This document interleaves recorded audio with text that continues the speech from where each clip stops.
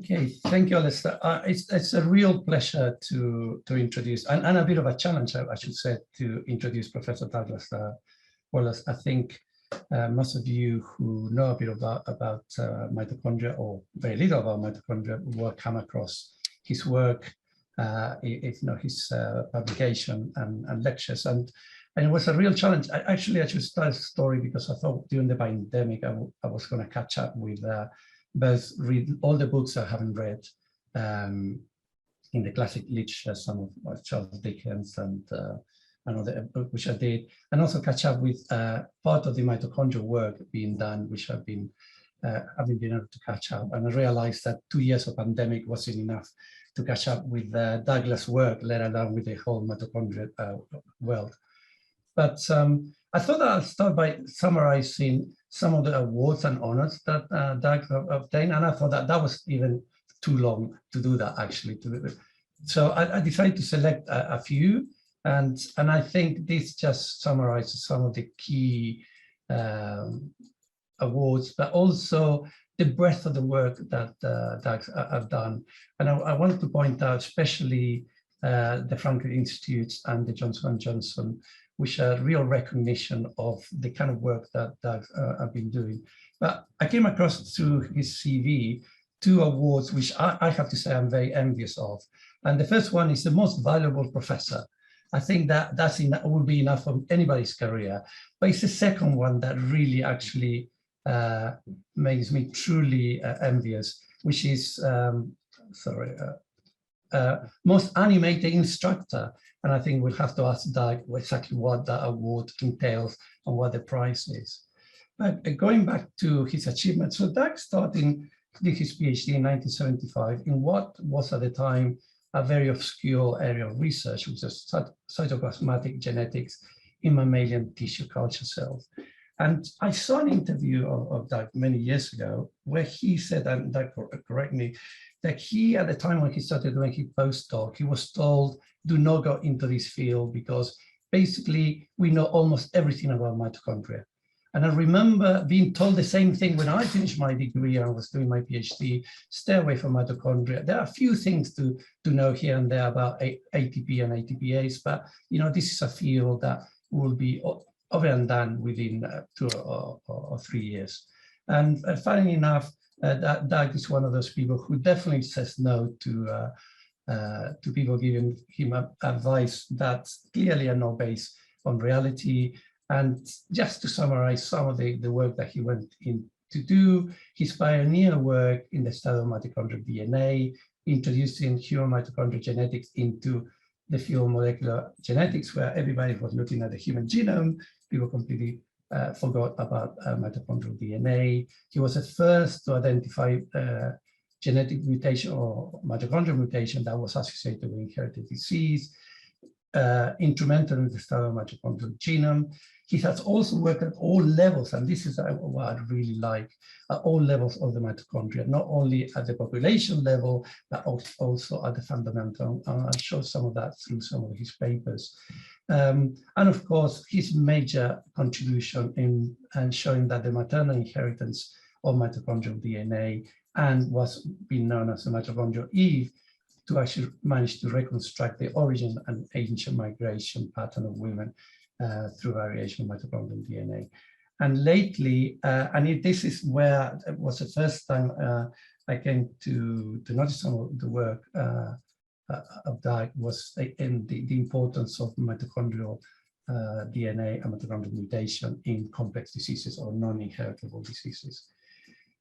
Where do you start in actually detailing the contribution from the first paper that he actually published?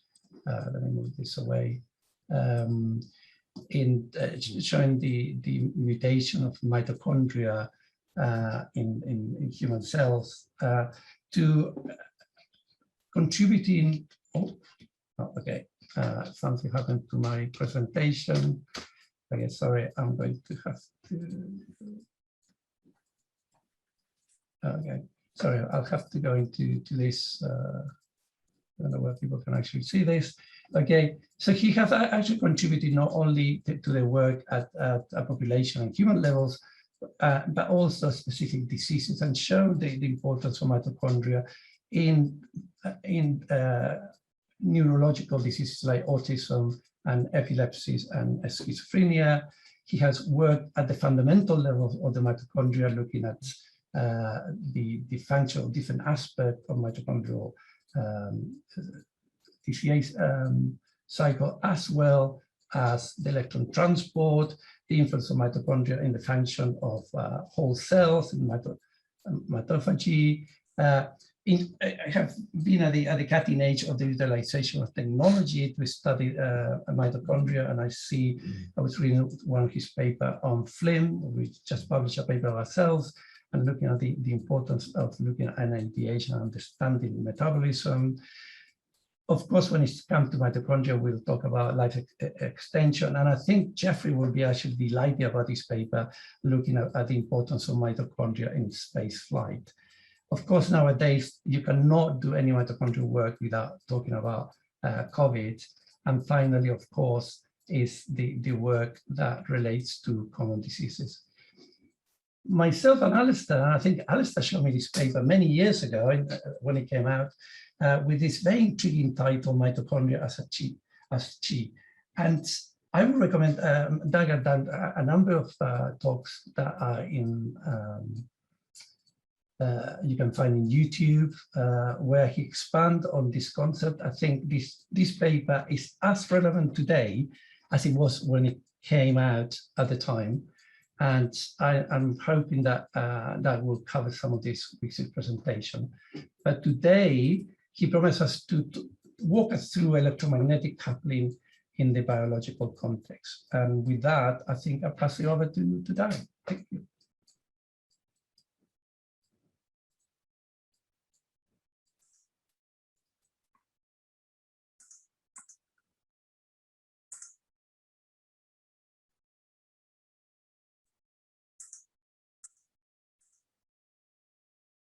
Doug, you're on mute still.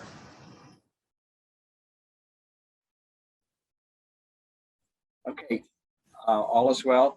First of all, thank you very much, Jimmy Bell, for taking all the time to look over my CV.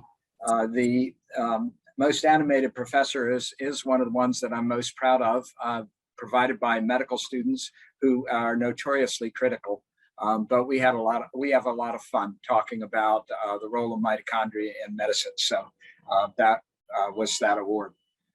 But today I really want to talk about what I really consider a critical new frontier of mitochondria, which I think a number of you all agree on. I really want to mention David Ecker, who's on the call, who's been very supportive of this work, and I'm most grateful. Nick Lane, my long-term friend and wonderful author, and my colleague in crime, Clarisse, who's calling from UCLA. And you'll hear of other really great people that I've had the privilege of working with, because a lot of the things that were listed on that list were things that I had the privilege of collaborating with people around the world on. But I like to start with a very simple formula, and that is, what is life? Life is what most people think about from medicine is about anatomy. And everybody that gets trained as a physician spends a great deal of time learning all the very fine details of the anatomy of the human body. So that goes back to the original work of Vesalius, and since then, literally tens of thousands of investigators have studied the human anatomy down to actually at this point the molecular level.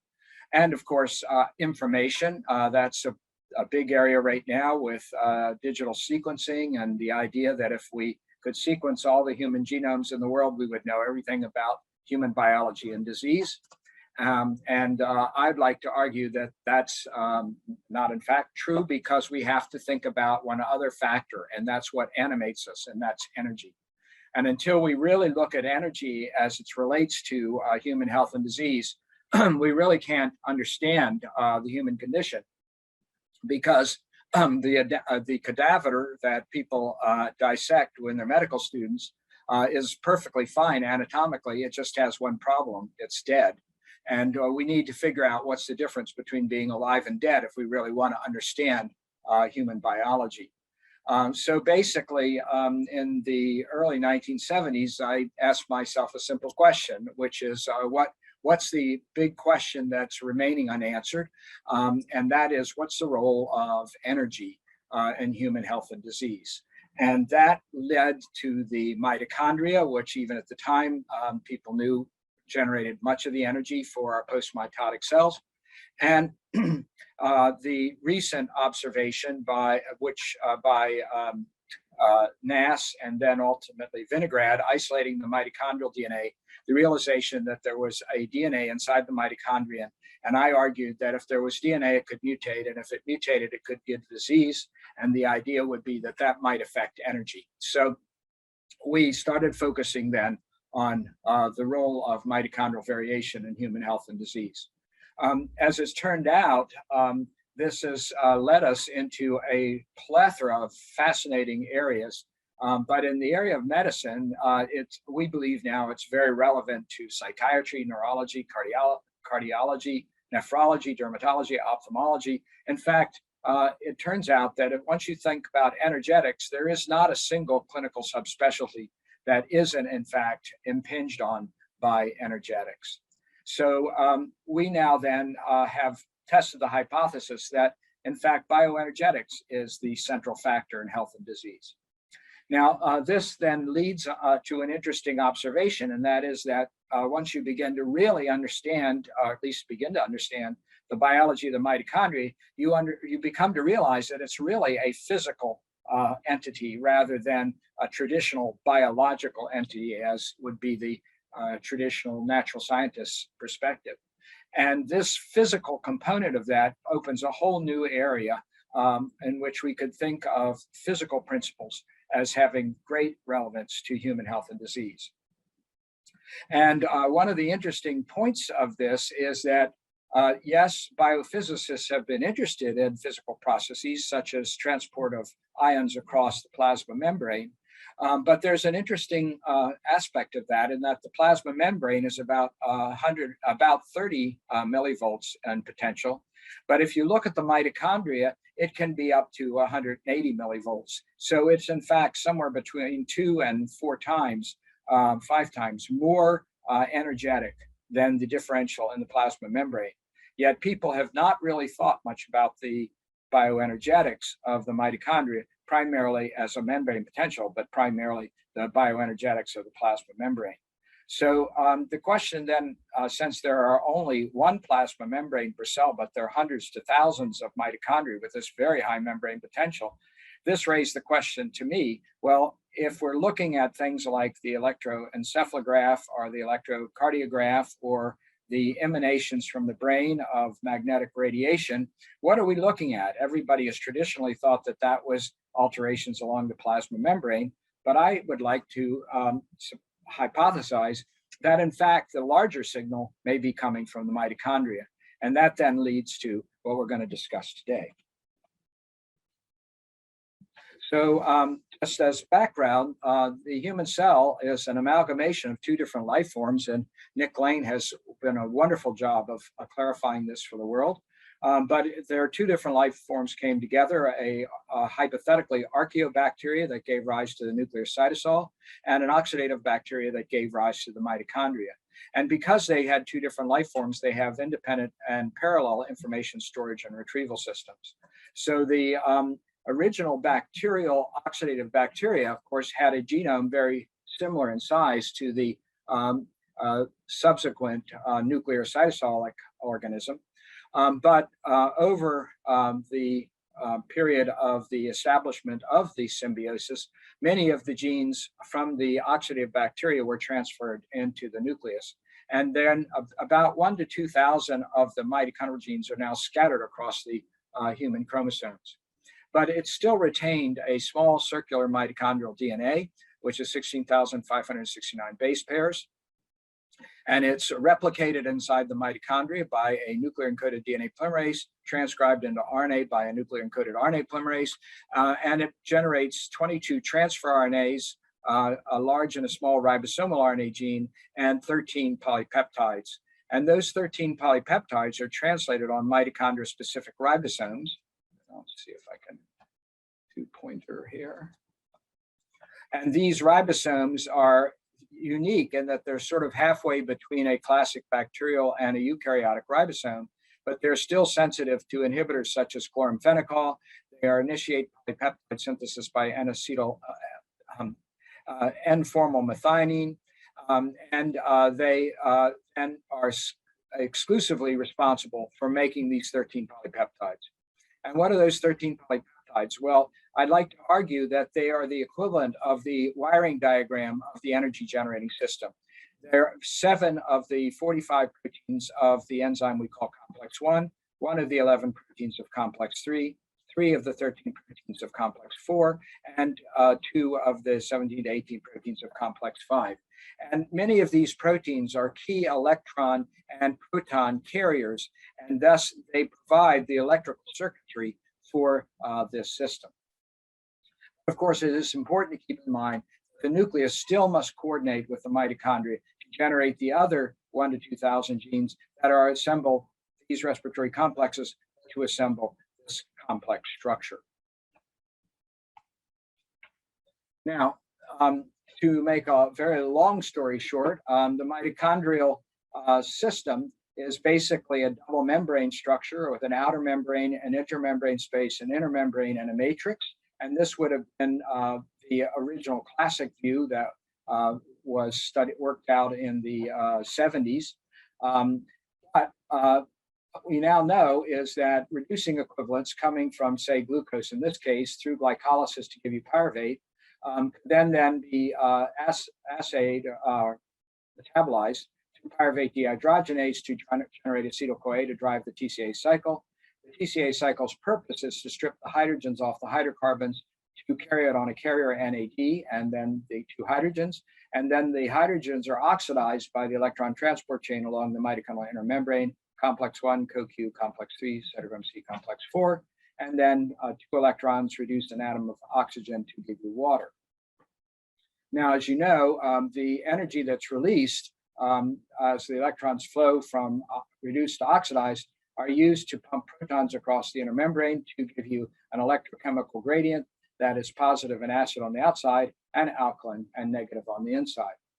But also, if you impair this electron transport chain, then the electrons in complex 1s, and many people think directly from flavine mononucleotide in complex 1, are donated directly to O2 to give you the first of the reactive oxygen species, superoxide anion. 2 of these are converted to hydrogen peroxide by manganese SOD. In the presence of reduced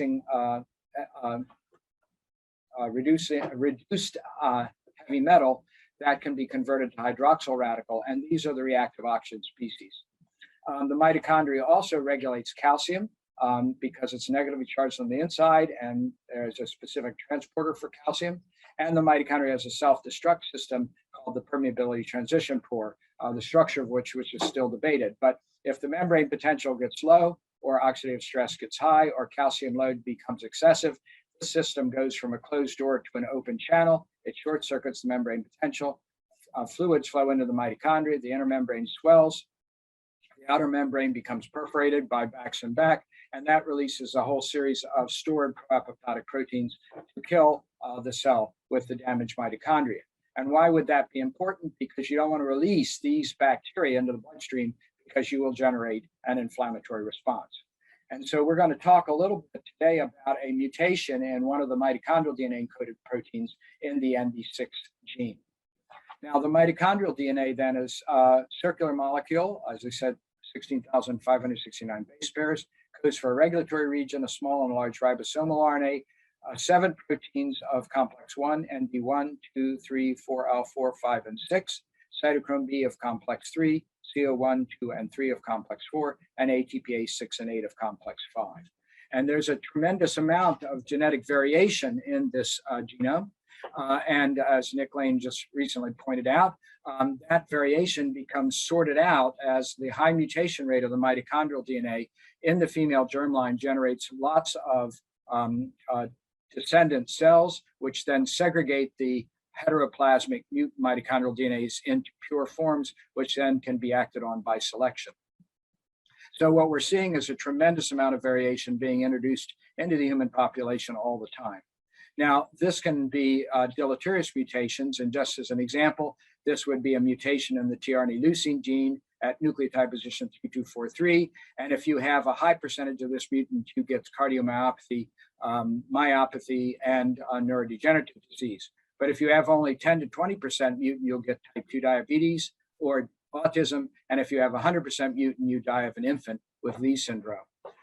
This mutation predisposes you to Alzheimer's and Parkinson's. These are some mutations that predispose to prostate cancer. But here are some other mutations. This mutation predisposes to a midlife blindness called Leber's hereditary optic neuropathy, as does the 14484. But the 14459 mutation, when it's heteroplasmic, that is mixed mutant and normal, will give you optic neuropathy. But at 100% mutant, it gives you a movement disorder like generalized dystonia. So we have then literally now in our mitomap base, there are about 900 putative pathogenic mitochondrial mutations, of which we've been able to experimentally validate about 100. In addition to these pathogenic mutations, there are also ancient polymorphisms, and these arose as our ancestors moved out of Africa and migrated around the world. So this variant defines about 3/4 of all sub-Saharan Africans. This variant defines about half of the mitochondrial DNAs of Europe. Variants A, B, C, and D are the primary ones that arose in Asia, and they are the ones that crossed the Bering Land Bridge and colonized the Americas. And we now feel quite strongly that some of these mitochondrial lineages changed functional aspects of the mitochondria and allowed our ancestors to adapt to different environments which they encountered as they migrated around the world. And as you well know, the mitochondrial DNA is transmitted from mother to all of her children, and her daughters transmitted to their children, whereas males' mitochondria are seen as foreign and are destroyed. So each cell then has hundreds to thousands of mitochondrial DNAs. They're constantly replicating in the cell, and they can accumulate damage over time, and that creates a cell with a mixture of mutant and normal cell mitochondria, and we call that, as I said, heteroplasmy. But this will segregate as the cell undergoes mitosis, and so you can get different tissues with different percentages of mutant mitochondrial DNAs, and each one of them is sort of the wiring diagram of a power plant. So when the number of power plants goes offline, there's not enough energy in that organ to function, and then you get the equivalent of a metropolitan brownout, and that's what we call mitochondrial disease. So we have then an array of different physiological and genetic parameters that render mitochondria fundamentally different from what would happen if you had a nuclear mutation. So we need to think about energy production, reactive oxygen species production, redox balance, calcium regulation, apoptosis, and the mitochondrial intermediates are signal transduction intermediates for regulating the epigenome and nuclear gene expression. So basically, a number of years ago, we've decided that it was time to take anatomy out of the center of medicine and put in mitochondrial bioenergetics. And once you do that, all the common diseases have the same pathophysiological defect, that is chronic energy deficiency.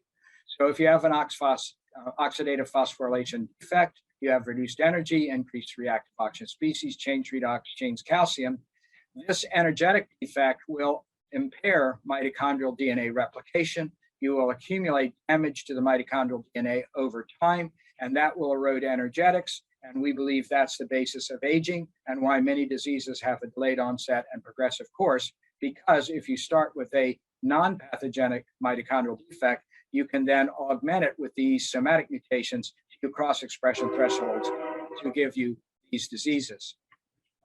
Now, you can alteration in mitochondrial function by changes in nuclear genes, by mutations, or change in their expression through the epigenome, or by changes in the mitochondrial DNA, ancient adaptive polymorphisms, or recent deleterious mutations, or by environmental changes such as your diet or how you use that energy, whether you exercise or use it for reproduction, or if you intoxicate mitochondria, say with smoking. So if you impair then the mitochondria, then you get an energetic decline that would augment these different effects. And the organ that has the highest energy demand is the brain, and that is 2% of your body weight, but uses 20% of all your mitochondrial energy.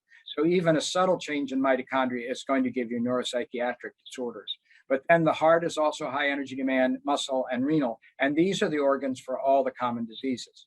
If you block energetics, then of course you continue to add fuel, which is carbohydrates, fats, and they will accumulate in the bloodstream because they're not being burned. And that then gives you metabolic syndrome, diabetes, hypertension, and so on.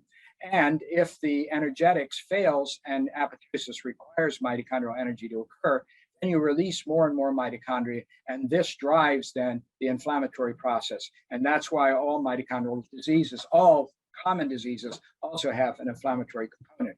And as it now turns out, it's actually the oxidation of the mitochondrial DNA that's released through the permeability transition pore to bind to the inflammasome and to see the C-gas sting pathway and drive then inflammation.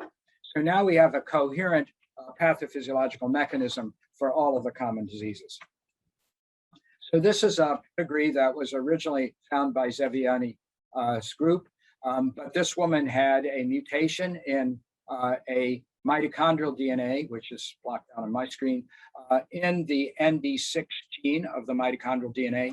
And she had the mutation changes a proline on codon 25 to leucine. Proline is pretty highly conserved.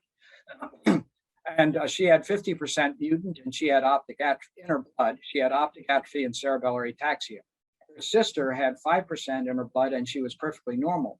But she had 3 different consorts, and every one of her oocytes was 100% mutant. So all of her offspring died. And so that shows how rapidly you can get this segregation through the germline, just as Nick's new paper has shown. This results in a partial defect in complex 1. So we wanted to prove that that mutation actually was pathogenic. So we created a cell line with exactly the same proline 25 to leucine mutation in the ND6 gene. We took a cell line, a mouse cell line, we mutagenized it, we screened many dozens of clones until we found this one. We then enucleated that cell, took the nucleus out, we had a cytoplasmic fragment. We made a female pluripotent embryonic stem cell from another mouse. We then cured it of its resident mitochondria with the drug, rhodamine 6G, and we then fused in the mutant mitochondria to replace the resident mitochondria. So now we have the pluripotent nucleus of the mutant mitochondrial DNAs. We put that into a blastocyst, into a foster mother, bred the chimeras to look for transmission of the mutant mitochondrial DNA, and then bred the females to look for picking up the nuclear agouti locus and thus having acquired the mitochondrial DNA. And so we did, in fact, generate such a mouse, and I will be talking about that. So this mouse has about a 60% reduction in the specific activity of complex 1, and this is complex 1 as it's arrayed on the mitochondrial inner membrane. So this is complex 1, complex 2, complex 3, complex 4, and the ATP synthase complex 5. So this enzyme burns NADH to NAD. The electrons flow, start through flavine mononucleotide, flow through iron sulfur centers to CoQ, and then that's passed on to the electron transport chain. So in this particular mutant, you would think you would get a buildup of NADH, and if we use FLIM, here's a control heart, and this is the mutant heart. You can see that it's much more reduced than the control, and this is just shown the NAD to NADH ratio. And that's associated with a marked increase in mitochondrial reactive oxygen species production, which is associated with the swelling of the neurons and the damage to the mitochondrial DNA. So this is the mutant optic nerve. This is the normal optic nerve. So then we wanted to know if this really changed the superoxide anion production system of this system. So we worked together with Dr. Mark here at Penn, and he's made a ethidium bromide bound to 18-fluorine for PET analysis. And this particular molecule is neutral, but when it sees superoxide anion, it gets a positive charge. So by injecting this F18 ligand into the mouse bloodstream, it permeates all the cells and all the mitochondria, but only those that get oxidized get fixed in the tissues. So after a washout period, the only cells and mitochondria that have the retained fluorine 18 are those that have been able to oxidize the dye and thus had high reactive oxygen species. So if we now look at the PET scan of these mice, this is the wild type mouse. We're just looking at the brain here, and this is the whole body. If we now add a inflammatory agent, in this case, the bacterial lipopolysaccharide, we can see that we increase the inflammation, which we all know is true. If we look at the ND6 mouse, it's already at the endogenous level, the same level as the LPS activated mouse. But once we add the inflammatory agent, we get a cytokine storm. And this is one of the things we're actively working on right now in relation to COVID-19. So why would you get this inflammatory storm?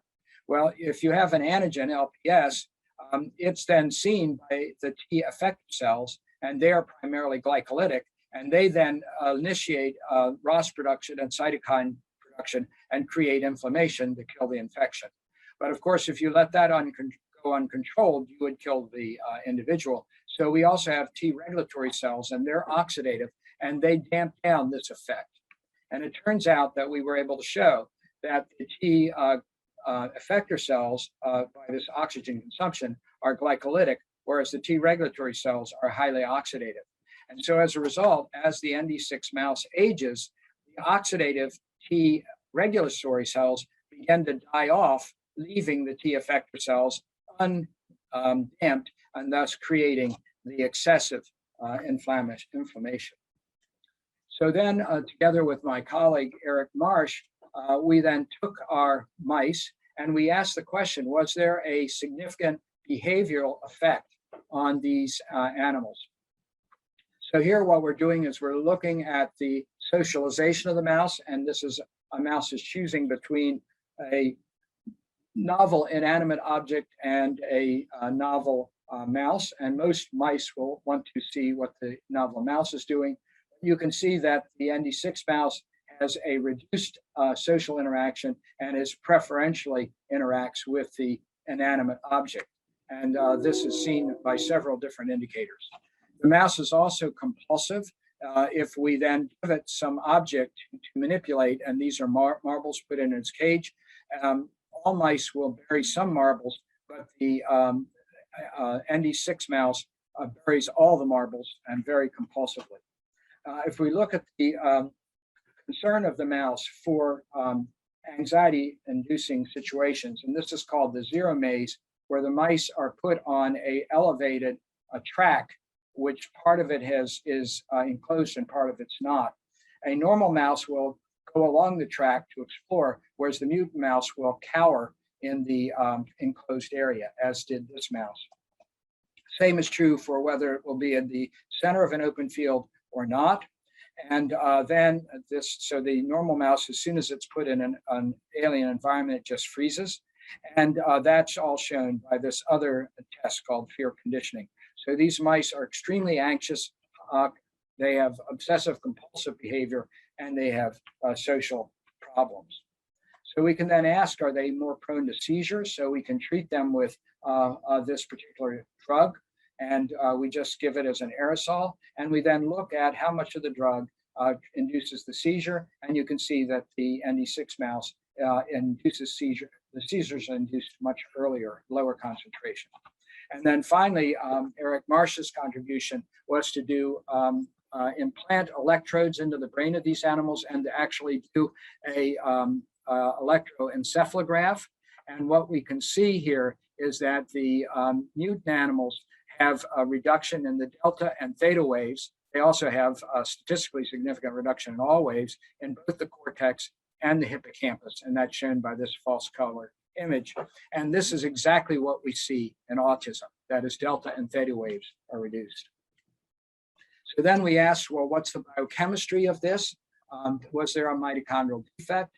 And here is looking at the cortex, and you can see that this is a respiration study with different substrates, and that there was, in fact, a perturbation of a mitochondrial function in the cortex by all the different respiratory chains, also some in the hippocampus. And then if we look at mitochondrial reactive oxygen species, we see that also in the cortex, there was increased mitochondrial ROS production. So this then links mitochondrial ROS production, partial mitochondrial defect, with a neuropsychiatric disorder, that is autism. We wanted to find out whether this was due to an anatomical change. Maybe the mutation just killed off certain cells. but all of the interneurons, which are thought to be most important in regulating behavior, there was no statistically significant difference. So this is physiological, not an anatomical. So then we wanted to know, well, is there a mitochondrial component to autism in humans? So here we took advantage of the fact that we've worked out, as was said, the ancient migration of women by sequencing mitochondrial DNAs from populations around the world. So lineages L are sub-Saharan Africans. Out of Africa, only 2 mitochondrial DNAs left, M and N, and moved into Europe to give rise to a series of lineages, H, J, T, U, U, K, V, I, W, X, and then moved laterally into Asia. So N is in the temperate zone. M stayed in the tropics all the way down to Australia, and then much later acquired new mutations to move into the temperate zone of Asia. So then in Asia, 2 mitochondrial DNAs from M and 2 from N cross the Bering Land Bridge, colonize the Americas. And every time we have a transition to a new climatic or environmental space, we get unique mutations that are acquired in mitochondria, which we and others have now been shown are physiologically, functionally different. So it's changing mitochondrial physiology that's allowed our ancestors to adapt to different environments. So with that information, then we can go back and ask, do patients with autism have a different distribution of mitochondrial DNA lineages? And you can see for all these lineages, I, J, K, T, U, and X, that the odds ratio of autism is about 2. If you're a male, your risk of autism is 4. So these mutations are about half as important as gender. And this is highly statistically significant. The other interesting thing of that is, by the way, compared to the most common European type. But when you add all of these up together, that's 55% of the European mitochondrial DNAs, saying that mitochondrial DNA is more important in autism risk than all the nuclear polymorphisms that have been found to date. And again, this then is recapitulated by our ND6 mouse, where a single point mutation gives you an autistic phenotype. So we've now, I believe, proven that autism is a mitochondrial biochemical disease. So why is that so interesting? This is my colleague, Tim Roberts, and he works a lot with what's called Magnetoencephalograph. And here you put the head of the patient into this detector, and it detects the emanation of magnetic waves. And what was really exciting is that when Tim did some of his and our patients with autism, they gave a very different pattern of magnetic waves to control. So this is the so-called delta and theta waves. And you can see in autism, it's severely suppressed, just as we saw in the mice. So this then directly links mitochondrial defects to human defects in the electroencephalograph, but now, very importantly, through magnetic wave emanation. Okay, so then how does it get back to the mitochondria? So this is looking at mitochondria that are in the heart, and this is a tomogram of the electron micrograph. And if you now look at that, what you see is these are what are called mitochondrial cristae. They're involutions of the inner membrane. And what you can notice is all the cristae of the adjacent mitochondria, which everybody thought were independent, are aligned with each other. That means that the mitochondrial cristae are communicating across the mitochondria. So that got me very interested in working with my friend and colleague, Peter Burke, while we're still at UCI, to ask what is going on with these cristae. So what we did is we isolated mitochondria. We made an antibody to bind to the mitochondria to a graphene film.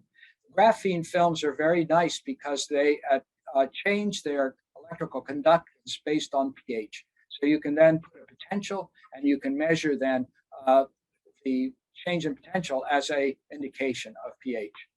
So then what you can do is you can add things that change the physiology of the mitochondria. Like this is what's called an uncoupler. It punches holes in all the lipid bilayers, and all of the charge differential becomes equilibrated. So when you do that, if you look at the membrane potential, you add the uncoupler and the membrane potential collapses. And then if you measure the pH outside the mitochondria, it goes up. And why is that? Because in fact, the matrix is primarily has hydroxyl radical ions, whereas the supposedly outer membrane space has protons. So you would expect release of all those hydroxyl ions would increase the pH. But what we did then, because we were interested in this unique Christie situation, is we asked, well, is the Christie actually relevant? Because we knew that all of the oxidative phosphorylation enzymes were along these Christie membranes. So that would imply that the protons were pumped into these very, very thin volumes in these Christie. And this is closed by something called OPA1 and the Micos complex. So we knew that if we use this protease, a BIM protease for apoptosis, it cleaves OPA1, and we hypothesized it would open these Christie. So if we then specifically cleaved OPA1, then all of the hydroxyl ions would stay inside the matrix, but only the protons would be released. And when we did that, adding BIM, we see that the pH pummels. So that means all of the positive charges have been sequestered in these tiny, tiny little volumes of the Christie. So then that leads to, yeah. Hello? Question? Hello? Oh, okay. Did somebody want to say something? I can't hear anyone now, so I would carry on. Okay, so that leads to the very interesting idea that as the electrons are burned, they're pumping protons into the Christie lumen. But if that small volume became too positively charged, it would destroy the plasma membrane. So then we began to look at an enzyme we cloned a number of years ago called the Adenucleotide Translocator. And what we found is that normally outside on the outer edge of the mitochondria, it actually exchanges ATP and ADP. But when it's in these intermembrane Christie, it actually is a voltage-dependent anion proton channel. And so as the membrane potential gets higher, it opens the channel and releases the pressure. So what we now have is an oscillating circuit with the translocator being gated by the membrane potential charge in the Christie. So that then leads to a whole new way of thinking about it. Now, Peter Mitchell's idea had the protons out here and the hydroxyl ions here, but now we see all the protons are in these very, very confined spaces. All the ATP synthases are aligned along these Christie to maximize the electrostatic potential. And because we think of the electrostatic potential as high, we think that's why the Christie are driven apart from each other.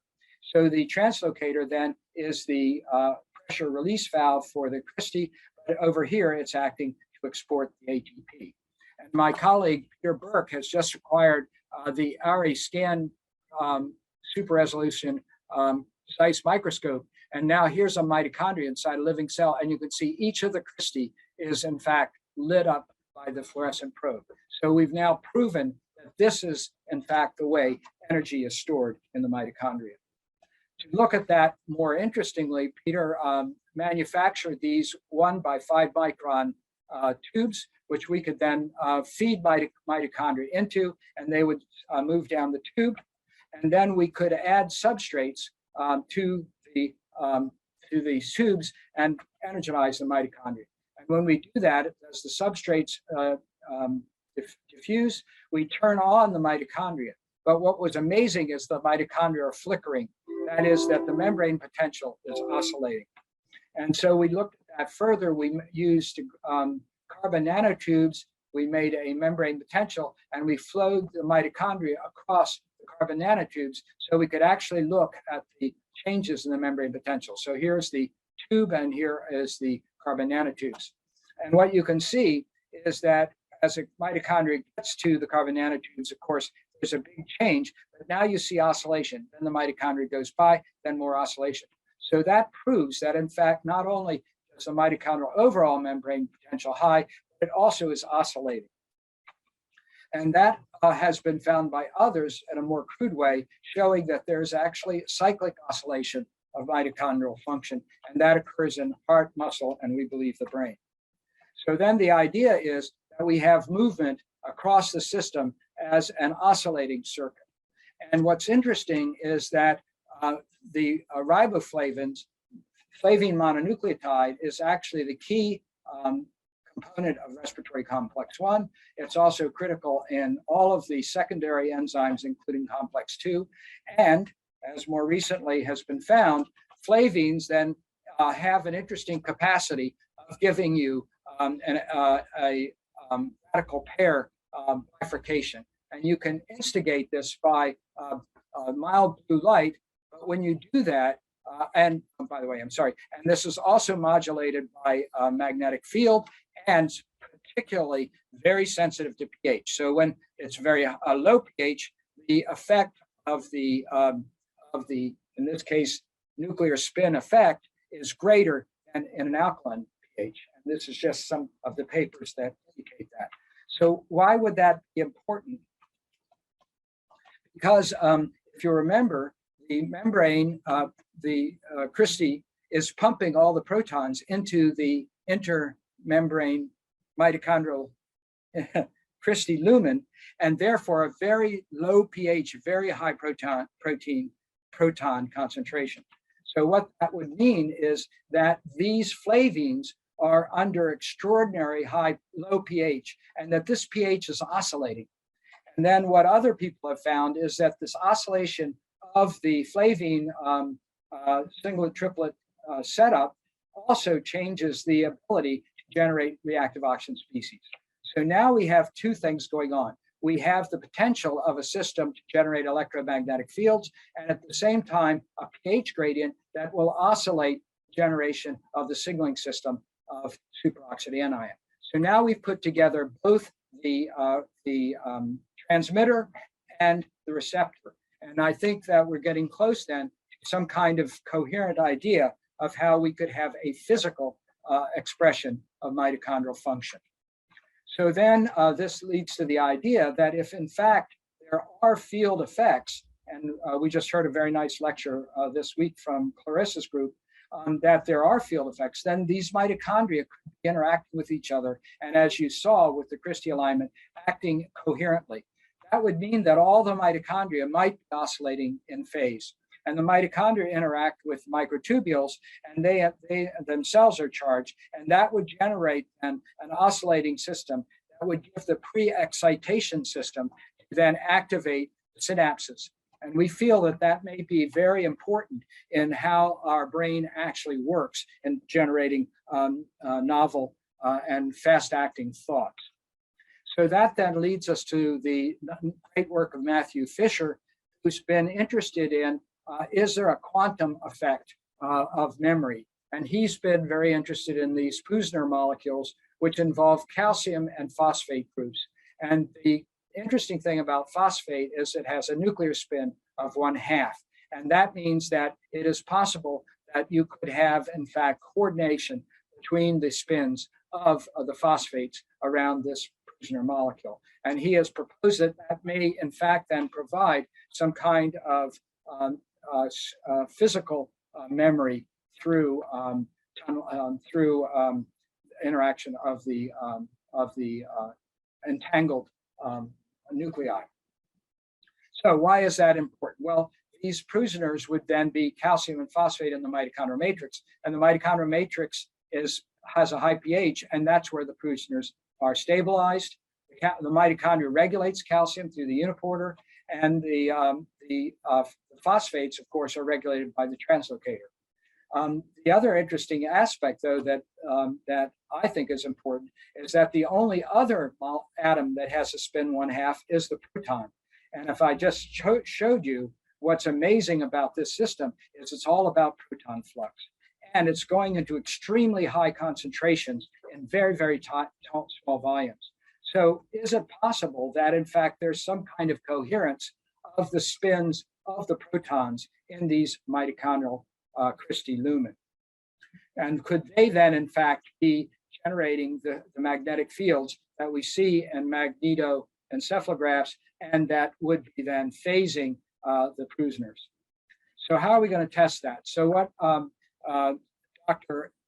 Eichler has been very kind to help us with is we're now going to use two different isotopes of lithium, lithium-6 and lithium-7, and they, in fact, will modulate the spin of the phosphates in the Puzners. And this comes back again from papers that Dr. Fisher have pointed out. It was shown a number of years ago, and I'm sorry this is not clear. If you feed pregnant female rats with either lithium-6 or lithium-7, you get a totally different effect on the psychology of the offspring.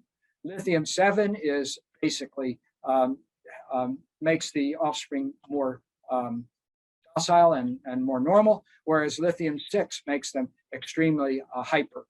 And this is also shown in their concern about perceiving a high fright from a visual cliff. That in fact, if you have lithium-7, they are very calm about it. Lithium-6, they're very anxious. And then Dr. Fisher then did another experiment where he used ketamine. Ketamine causes rats to become extremely excitable. And so he fed them with either lithium-6 or lithium-7. And what he found is that there was a marked difference in the effects of decreasing the ketamine response of basically lithium-6 versus lithium-7. So what are we doing then? We're doing two things. We're taking these ND6 mice with their ND6 mutation, which have all of these features of neuropsychiatric disorder. And we're doing two things. One, we're feeding them with lithium-6 versus lithium-7 and going through the whole neuropsychological and electrophysiological characteristic. But also we're putting them into magnetic fields. So we might assume then that if in fact the mitochondria is emanating electromagnetic radiation, that we may be able to modulate some of these effects simply by a strong external field. So I'd like to just finish by mentioning all the great people that do this work. This, of course, my long-term collaborator, Peter Burke, who's an electrical engineer, and we've been making some really cool machines. Tal Yardeni and Anna did all of the studies on the ND6 mouse. Eric Marsh is my long-term collaborator on neuropsychiatric disorders. Tim Roberts is my colleague who does all the Magnetoencephalograph. Megan McManus and